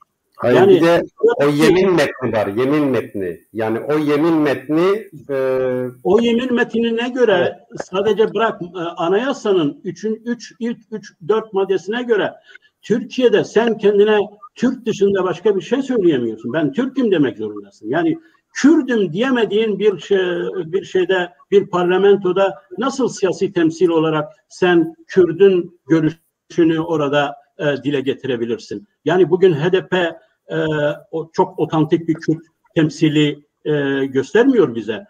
Gerçek Kürt ve Kürdistani temsiller parlamento dışındadırlar. Eğer sizler Kürt sorununun çözümü için, hakiki sahi bir şekilde çözümü için bu temsillerle bir ahlaki diyalog, etik bir diyalog içinde olmayacaksanız, karar verici yer burası olmayacaksa, ya parlamento bunu onaylayabilir. Evet, doğrudur. Ama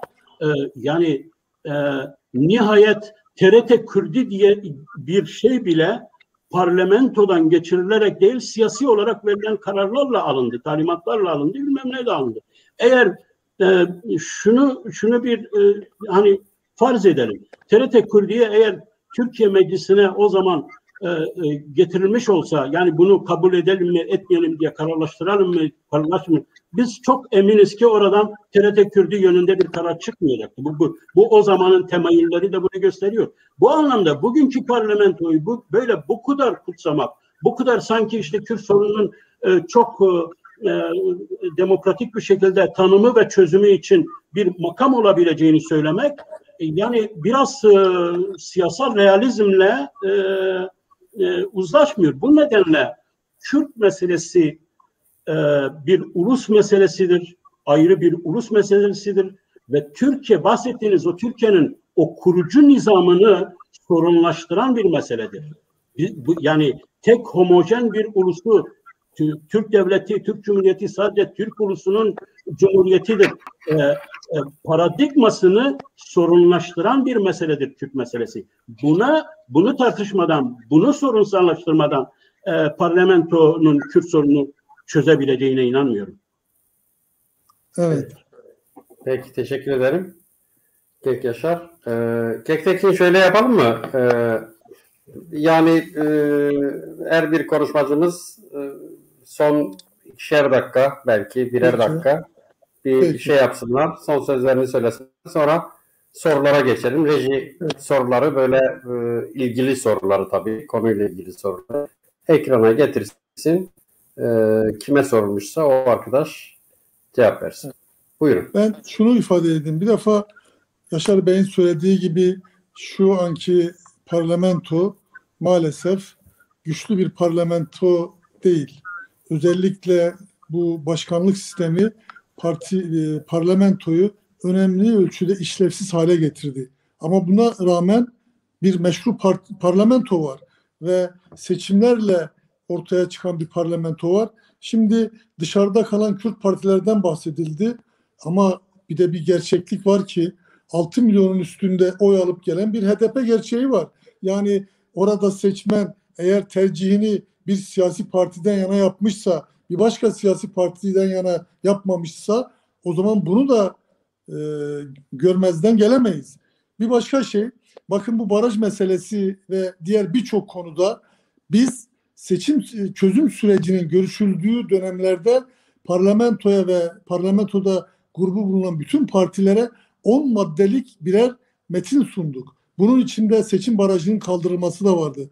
Bunun içinde faili meçhul cinayetlerin araştırılması da vardı. Böyle birçok maddeler halinde, başlıklar halinde bir metin parlamentoya ve partilere sunduk. Ama bu göz ardı edildi. O gün çözüm sürecini götüren siyasi partiler bile bizim bu önerilerimizi dikkate almadı. Bir de olaya böyle bakmak lazım. Yani biz o girişimlerin tamamını samimi bir şekilde yaptık. Bugün de biz aynı noktadayız. Bugün de biz seçim barajının düşürülmesi, hatta kaldırılmasından yanayız. Ve bizim 15'in üzerinde parlamentoya verdiğimiz kanun teklifi var seçim barajı ile ilgili. Ama neylersiniz ki bizim bu seçim barajı ile ilgili kanun tekliflerimizi o gün çözüm sürecini yürütenler tarafından hiçbir zaman dikkate alınmadı. Şimdi seçim barajı kendi siyasi ikballeri için düşürülmeye çalışılıyor. Böyle bir arayış içerisine girilmiş.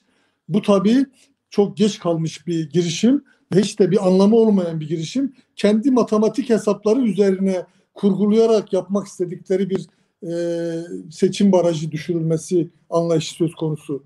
Burada tabii meselenin özü şu. Türkiye bizim siyasi bakış açısından söylüyorum. Türkiye'nin bütünlüğünü ve birliğini savunan bir siyasi partiyiz.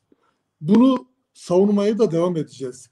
Ama bu demek değildir ki bunu savunurken hiçbir şekilde bir yaşam tarzı üzerinden, inanç üzerinden ve etnik kimlik üzerinden ırkçı bir bakış açısıyla bu ülkenin yönetilmesini asla kabul etmeyiz. Asla bununla sonuna kadar mücadele ederiz ve kimliği ne olursa olsun her etnisitenin kendi yaşam koşullarını, kendi haklarının teslimi de bizim öncelikli sıralarımızdan bir tanesini oluşturuyor.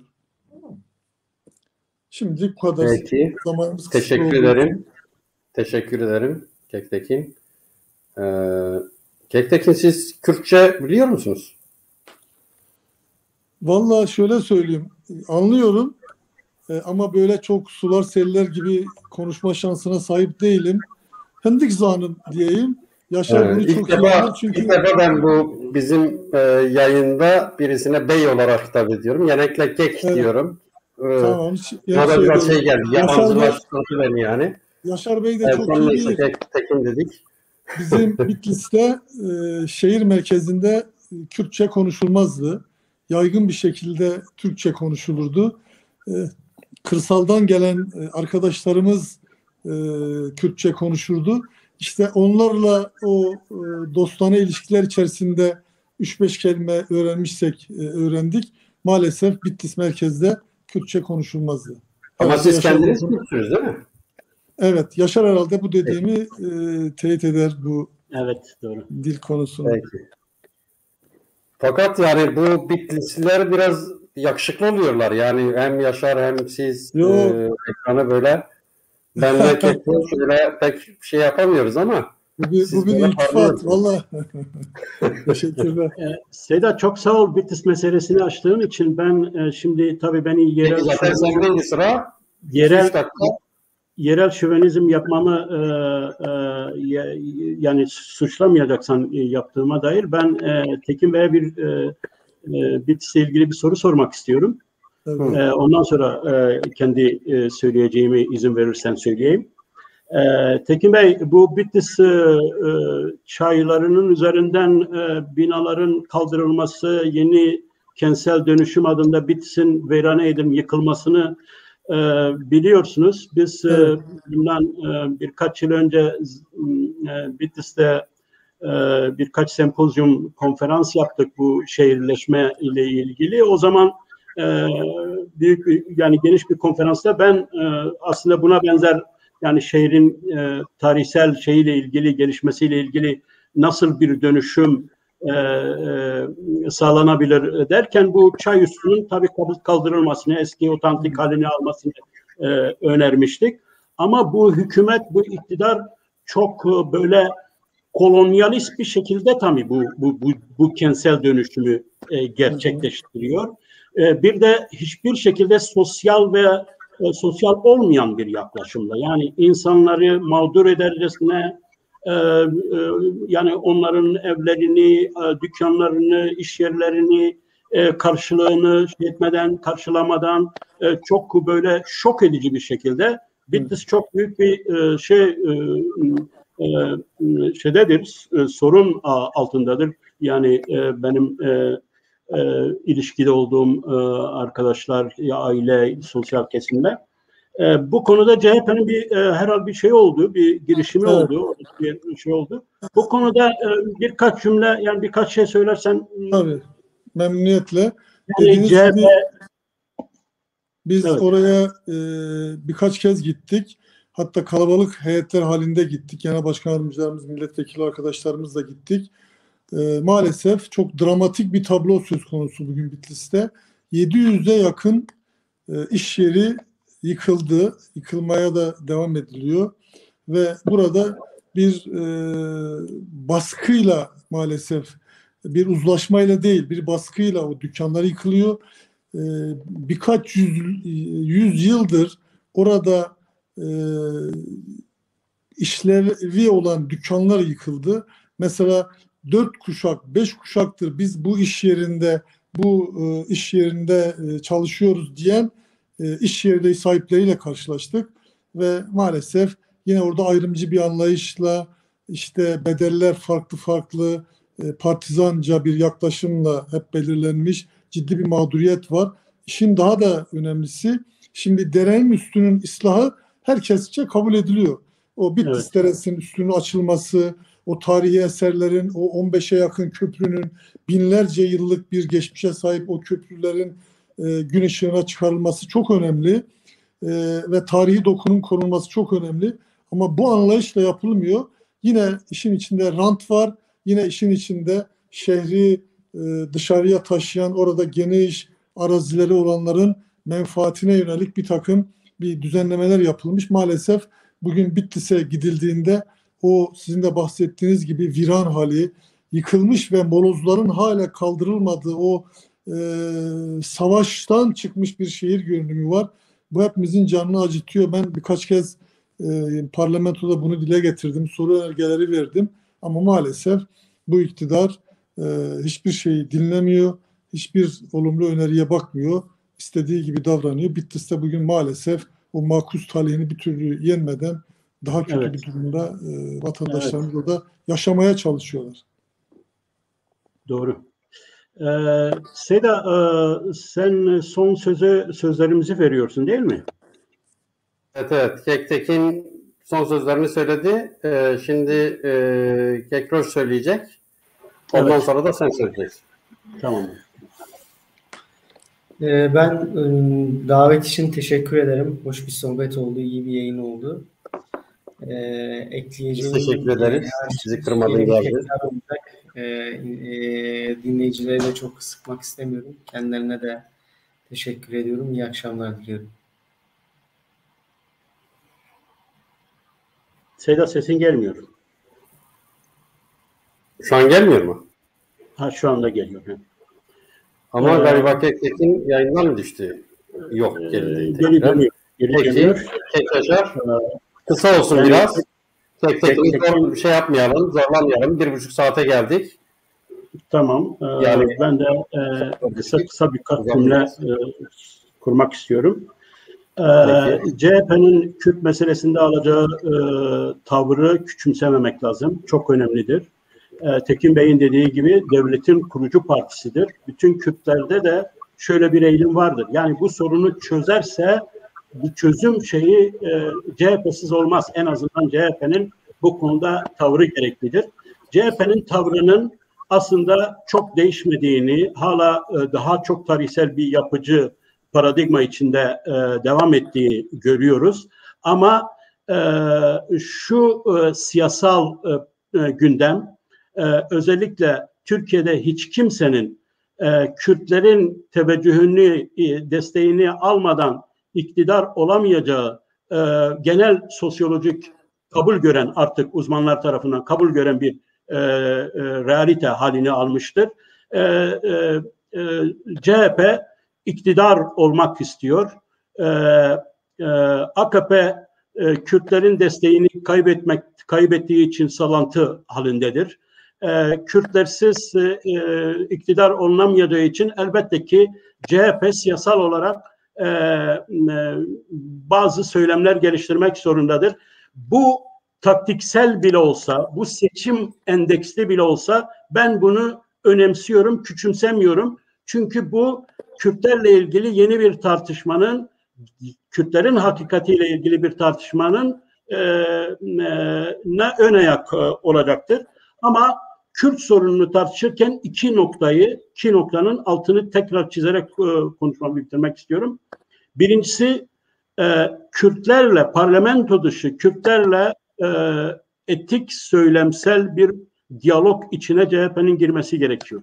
Yani bu olmadan Kürtler içinde sahi bir Kürt sorunu çözümü algısı da oluşturamaz. İkincisi, Kürt meselesinden daha önemlisi, Kürt meselesini bir yere koyabilmek için, Kürt hakikatini bir yere koyabilmek için onu kendi realitesine indirgeme değil de Kürt realitesini olduğu gibi tanıyabilmesi için CHP'nin tarihsel paradigmasıyla modernist, devletçi, elitist, üstten dayatıcı, modernist ve türdeş ulus yaratma, tek ulus yaratma paradigmasıyla yüzleşmesi gerekir. Bunu sorunlaştırması gerekir. Bunu tartışması gerekir. Ancak bu tartışma sonucunda yeni bir modernite, yani daha ziyade yeni bir muasır medeniyet anlayışı geliştirebilir. Yani bu anlayış, hani biliyorsunuz ki Mustafa Kemal CHP'nin şehir durumundadır, yani peygamberi durumundadır. Onun ortaya atmış olduğu şeyleri tartışamazlar. Muasır medeniyet paradigmasına dayanarak ya da onu günümüzün şartlarına göre yeniden yorumlayarak aslında CHP yol alabilir. CHP yeni bir modern toplum anlayışı geliştirebilir. Bu Batı'da biliyorsun çok derince tartışılan bir meseledir. Batı bu konuda ki o otoriteryan modernizme karşı tavır aldı ve artık toplumdan gelen modernizmi yapıyor. Bu ne demektir? Bu toplum içindeki kimlikleri, dinleri, ulusları, halkları, mezhepleri tanıma demektir. Onların farklılıklarını ve özgürlüklerini anayasa maddesi haline getirmek demektir. Yani bu yönde CHP'nin buraya dayanarak, bu yeniden muasır medeniyet paradigmasını yorumlamaya dayanarak Mustafa Kemal'e karşı da aykırı düşmeden bir yol alabilir. Kaldı ki Mustafa Kemal'de ve İsmet İnönü'de kurduğumuz yeni devlet Kürtler ve Türklerin ortak devletidir denilen bir söylem de var. O söyleme de bugünkü aktörlerin, özellikle CHP'nin o tarihsel yapısını sorunsallaştırmak isteyen aktörlerin o söyleme de yeni bir yorum getirebileceklerini, buradan da CHP'nin o bazı ilkelerine ters düşmeden yeni bir yorum getirebileceklerini düşünüyorum. Hemen bir cümle çok özür dileyerek önce şunu söyleyeyim. Ya, tabii Yaşar Bey çok farklı konulara değindiği için zaman zaman böyle Tekin Bey kusura bakma, o şeyi biraz aşağıya getirebilir misin? Yüzün gözükmüyor.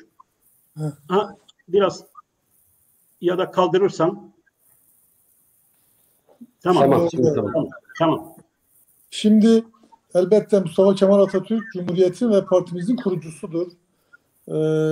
Bizim için bir vazgeçilmezdir. İkincisi, kesinlikle bizim bu meseleye bakışımızda hiçbir şekilde bir oy kaygısı, bir siyasi rant düşüncesi söz konusu değil. Tamamen samimi bir yaklaşımla meselelerin çözümüne yönelik bir duruşumuz ve söylemimiz söz konusu. Asla böyle bir düşünceye sahip değiliz. Eğer biz bir siyasi rant elde etmek amacıyla yola çıkmış olsaydık, yıllar öncesinden bu tür popülist politikalarla iktidar olmayı hedefler ve iktidara gelirdik. Ama kesinlikle hiçbir zaman popülizm yapmadan siyaset yapıyoruz. Bugün bizim haklılığımız çok net bir şekilde her konuda ortaya çıkmaya başladı ve vatandaşların bize yöneliminin de temel nedeni budur. Cumhuriyet Halk Partisi samimidir. Cumhuriyet Halk Partisi söylediklerinin arkasında durur. Cumhuriyet Halk Partisi yapamayacağı hiçbir şeyi, hiçbir vaatte bulunmaz. Bu bizi önemli kılmaya başladı. Ve şunu da göz ardı etmemek lazım. Bugün birçok şey yapılamıyorsa eğer, muhalefette olmamızdan kaynaklanıyor. Bakın biz ve diğer siyasi partiler parlamentoda çokça mücadele ediyoruz. Çok önemli kanun teklifleri veriyoruz. Ama neylersiniz ki iş parmak hesabına gelince bizim o önerilerimizin ve diğer siyasi muhalefet partilerinin önerileri hiçbir zaman dikkate alınmıyor. Araştırma önergelerimiz bile çok haklı olmamıza rağmen dikkate alınmıyor. Bu meselelerin çözümü tamamen iktidar olmaktan geçiyor. İktidar olduğunuzda bunların hepsinin çözümü söz konusu, ama iktidar olmadığınız süre içerisinde de maalesef mücadele ederek, muhalefet ederek, önerilerle, kanun tekliflerle süreci götürmeye çalışıyorsunuz. Ama tarafsız bir cumhurbaşkanı inşası, güçlü parlamenter sistemin yeniden inşası Türkiye için de çok ama çok önem arz ediyor. Ben de bu yayın için sizlere teşekkür ediyorum. Peki, teşekkür ederiz. Şimdi bakalım rejide soruları getirsin ekrana. Bir bakalım sorulara. Seyda Roj düştü. Sanıyorum Roj düştü. Evet. Evet. CHP, Ali Kemal arkadaş sormuş. Çözüm konusunda CHP'nin önerisi ne? Yani bu demin size söylediğim 1997 seçimlerinde Blair'in önerisiyle devolution, yani yetkinin çevredeki meclislere devri propagandası ile seçime gitti. CHP'nin benzer bir kararı var mı? Evet, bizim tabii bu çözüm konusunda çözüm süreci tartışılırken sunduğumuz 16 maddelik bir çözüm paketimiz vardı. Şimdi o daha da geliştirilerek, daha da büyütülerek önümüzde duruyor. Ama bunun tabii az önce bahsettiğim gibi kendimizin çok tek başına işte hemen böyle gündeme getirip büyütebileceğimiz bir konu değil. Önümüzde bir seçim süreci var. Çok hayati önem taşıyor. Cumhurbaşkanlığı ve parlamento seçimi. Öncelikle bunun çok önemsenmesi gerekiyor. Zamanı geldiğinde bizim o bahsettiğim 16 maddeyle birlikte, şimdi zamanımızda tek tek hepsinin çok alt başlıkları da var, ciddi anlamda kabul gören bir çözüm sürecini başlatacağımız hep birlikte göreceğiz. Peki. Renas arkadaş sormuş. Tekin Bey, CHP Kürtlerle ilgili vaatlerinde resmi bir kayıt oluşturdu mu? Şimdi tabii raporlaştırdı mı yani bu resmi kayıt? Elbette bizim internet sitesine, CHP'nin sayfasına girildiğinde her konuda konuyla ilgili çok ayrıntılı bir şekilde görüşlerimiz orada var. Zaten bunların hepsi birer mutabakat metni. Her birisi bizi bağlayıcı metinler. Sadece bizi değil, bu tür somut önerilerde bulunan bütün siyasi partiler için her biri bir akit, bir sözleşme. Bu bizi bağlıyor. Zamanı geldiğinde tıpkı seçim döneminde her parti kendi seçim vaatlerini yayınlar. Onlar bağlayıcıdır ve vatandaş takip eder. İktidara gelindiğinde yerelde ve genelde bunların ne kadarı gerçekleşti. Aynı şekilde bütün konularla ilgili bizim sitemizde her birisi için çok net bir şekilde görüşlerimiz orada yer alıyor. Peki. Teşekkür ederim. Salih Bohti Aslan arkadaş, yerel yönetim şartı içinde statü ana dilde eğitim hakkında Tekin Bey ne diyecek? Bir defa statüyle ilgili, yani yerel yönetim şartı bizim programımızda var. Seçim programımızda yer alıyor. O konuda hiçbir beis yok. Eğer iktidar olduğunuzda bu şartın uygulamasının gerçekleşmesi ancak mümkün olacaktır. Peki. Ana dilde eğitimle ilgili ne düşünüyorsunuz? Ana dilde eğitim tabii her dil, her vatandaşın doğuştan kazandığı ana dil, doğuştan kazandığı bir haktır. Dolayısıyla bu hakkın teslim edilmesi de her siyasi parti için vazgeçilmez olmalı. Bizim için de vatandaşlarımızın ana dilini öğrenmeleri, konuşmaları, o dili hayatın her alanında ifade etmeleri bizce çok çok önemli. Eğitim hakkı, yani ana dilde Kürtçe'de yani bu eğitim yapılmasıyla ilgili. Eğitimle ilgili şöyle... Çünkü en çok tartışılan aslında evet, bu yani. Seçmeli ders olabilir, seçmeli dil olabilir. Bunların hepsi çözülebilecek konular. Mesela birçok demokratik ülkelerde bu tür ana dil sorunu çözülmüş. Bizim de bunu mesela Finlandiya örneği var. Başka birçok ülkede bu aşılmış bu meseleler. Ama bunların hepsinin çözümü siz ülke yönetiminde olduğunuzda hayata geçirebileceğiniz konular. Peki, teşekkür ederim. Başka soru? Herhangi bir partiyle anlaşma olmasa dahi Kürtçe eğitimiyle ilgili bir çalışma yapacak mı? Yani demin aslında evet, hani... Elbette yani evet, biz bağımsız kendi siyasi düşüncemiz çerçevesinde Kürtçe eğitimde olsun, diğer dillerle ilgili eğitimlerde de olsun çalışmalar yapacağız. Yani bunu göz ardı etme hakkımız da yok.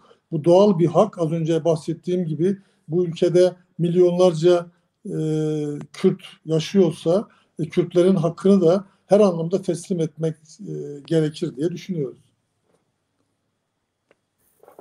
Teşekkür ederiz. Fasih Antep'i sormuş. Aslında Tekin Bey'in buraya gelmesi bile güzel. Demek ki bir ciddiyet var gibi, daha yeni, artık HDP'de net olmalı. Yorumluyu koymuş sürecideki arkadaşlar. Güzel. Yani bize de güzel. Peki başka soru var mı? Şimdi bizim reji kimi soruları, yani çok soru var. Aslında ben görüyorum soruları. Kimi soruları konuyla ilgili bulmuyor. Yani Tekin Bey, size önerim, danışmanınız yayından sonra bu yayını şeyden izleyebilir. Facebook'tan ve YouTube'dan izleyip size aslında o yorumları falan da hani şey yapabilir, sunabilir. Evet. Danışmanınız. Peki bu yayını burada, evet, sorular bitti. Sevgili seyirciler, huzurunuzda Tekin Bey'e, Yaşar Kekyaşar'a tekrar teşekkür ediyorum. Bizi kırmadılar. Programı renklendirdiler. Tekin Bey, teşekkür ederiz.